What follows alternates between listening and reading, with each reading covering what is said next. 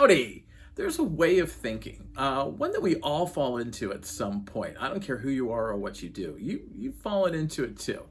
It's the idea that it's your business versus everyone. It's the idea that you see other businesses as a challenge to your business, that they are taking something from you.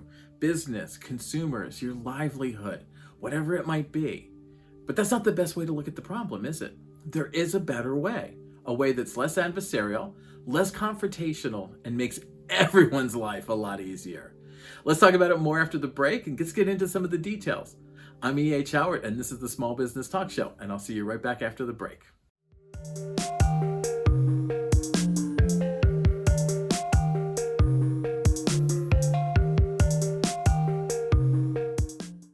Welcome back. I'm E.H. Howard, and this is the Small Business Talk Show, and we're talking about competition from other businesses. It's the idea that you face competition from every other business in your industry, that you constantly have to fight with them for scraps, like more consumers, better locations, all of those things. So let's get into it and look at it a little bit deeper, shall we?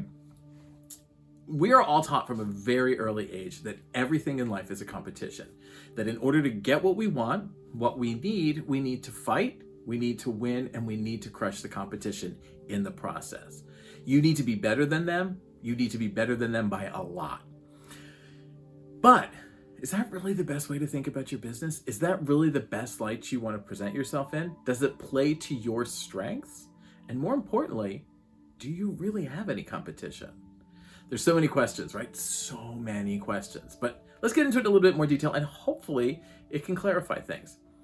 This can happen anywhere. It can happen in a networking group. It can happen anywhere. But we're going to talk about it specifically as it relates to going to a local networking event. So maybe it's something from the chamber. Maybe it's a local group that's put something on.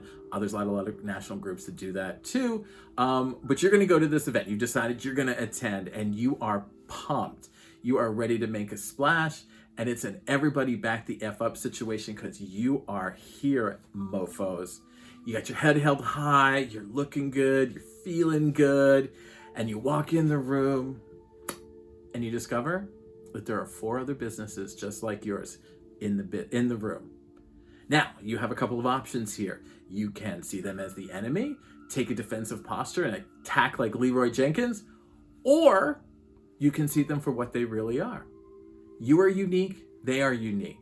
You do what you do, they do what they do, and neither the two shall meet. You end up opening and embracing an opening stance. So what do you do? What would you do? Now, having said that, let's remember 2 things. You can only be responsible for you. You can only be responsible for what you say and how you say it. You cannot be responsible for how somebody reacts to it. So what I'm saying is, what you put back is what you will get in return. In other words, if you're putting out a defensive vibe, it's going to come back to you, and it's going to come back to you hard. If you put out an embracing vibe, that will also come back to you, and it's going to create abundance and joy in your life. And in other words, if you go in guns a-blazing, you're going to hit some cannon fire on the way back. But you don't need to be defensive. You don't need to see the other business as competition, because they're not. Why? Because the only competition you have is you. The only competition that matters is, are you being the best small home solo business owner you can be? Can you look at yourself in the mirror tomorrow morning? And I know this sounds like something that should be on an inspirational poster. It should have like a cat hanging or something like that, or some really great photography or those types of things. But bear with me a minute, all right? Hear me out on this one. Now, a few years ago, I went to a local chamber networking event. And at these events, there's usually 1 or 2 other designers there. And it's the time I was running my studio. And there's at least 1 or 2 others. Most cases 9 or 10, and they always take a defensive posture. They're always got their backs up like somehow we're fighting for the same competition in business. And we're not. We're not. I wasn't the competition, and they weren't the competition. And why? Because I was confident in what I did, why I did it, and who I did it for. I knew what I offered was for a specific consumer with a specific taste who was looking for the things that I was offering. Now, at this event, I met another designer, someone who thought just like me, someone who approached me with a very embracing and warm and open stance. She was confident in the experience that she offered. She knew who she was working for, and she knew why she did it and how she did it. And you know what? We became really great friends. We became business colleagues. We became friends. She's someone I look to for support. She's someone I look to commiserate with. She's someone I look to when I'm having a bad day with someone and say, have you ever had a client like this? And we can kind of talk things out. It's a personal and professional relationship that I value highly. And that would have never happened if I had taken a defensive stance or she had taken a defensive stance. And it was all because we had a point of view and we adopted a stance that wasn't defensive. We weren't fighting with each other. We saw each other as allies. And let's get into it a little bit more. And there's a lot of things to figure out here, but we'll get into it a little bit more right after the break.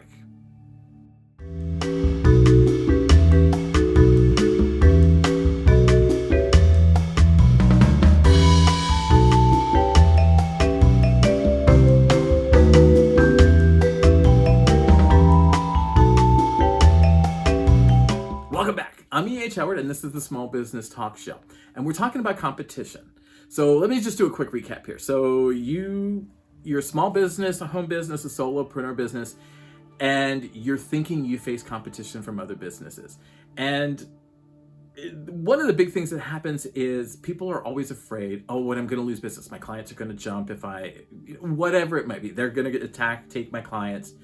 And that brings up a really great point. Your clients, your super fans are your super fans. If your super fans were that ready to jump, were that willing to jump, then they weren't your super fans to start with, were they? Because no one other business does what you do like you do it. And you speak to a very specific client. You speak to a very specific consumer. And if you don't believe me, let's look at this again from another, I'm all about looking at it from all the different sides. And I brought the receipts, so let's go for it, all right? No matter who you are or what you do, I don't care who you are or what you do, at some point in your career, you've received some sort of mentoring, some sort of coaching, some sort of formal classroom experience education. In other words, you had to learn some stuff, right? You had to learn the basic skills of your industry in order to function, in order to be successful. Now, you didn't wake up just one morning and be like, you know what? I think I'm going to open a business. I think I'm going to do this. And suddenly have all the skills and the knowledge that you needed. That's not how it worked.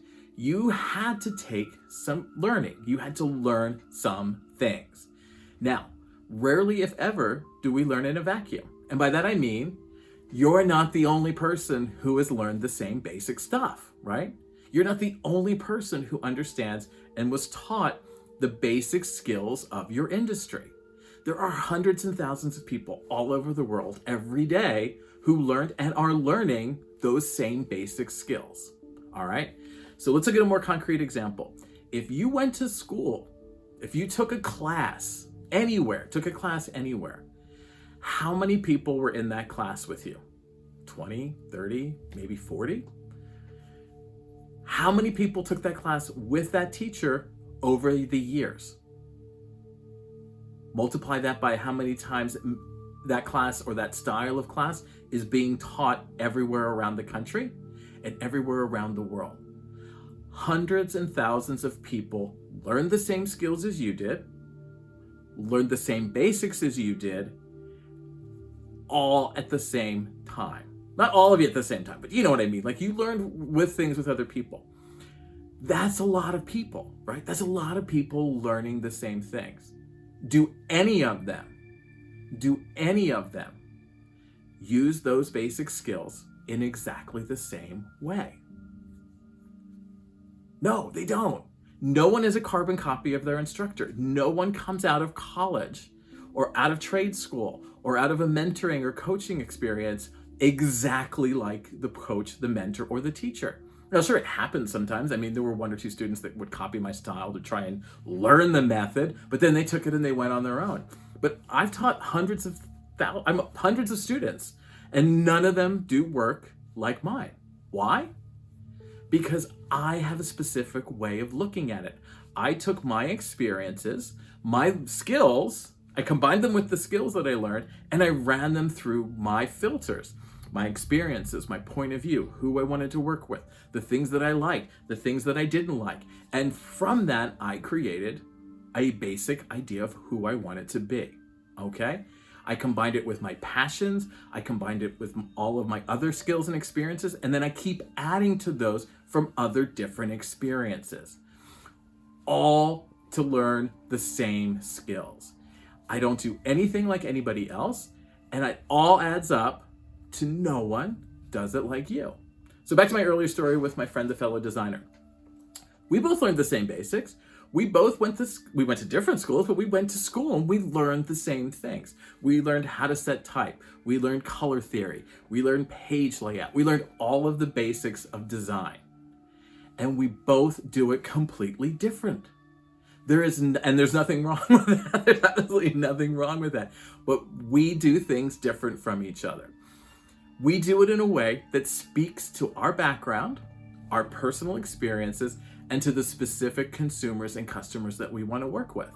Now, was there some possibility of crossover? Of course there is. There's always possibilities. Anything is possible.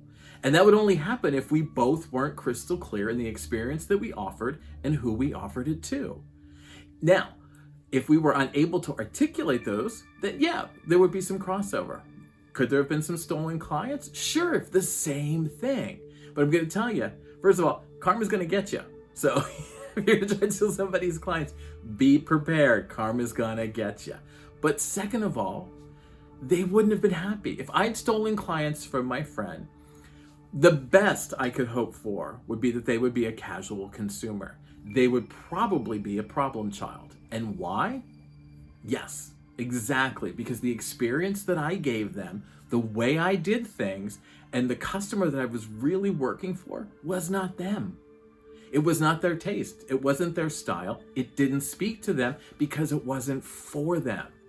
And both of us would have been absolutely horribly miserable. None of us would have been happy. And that's no way to get my business going. That's no way to grow my business. That's no way to help anybody.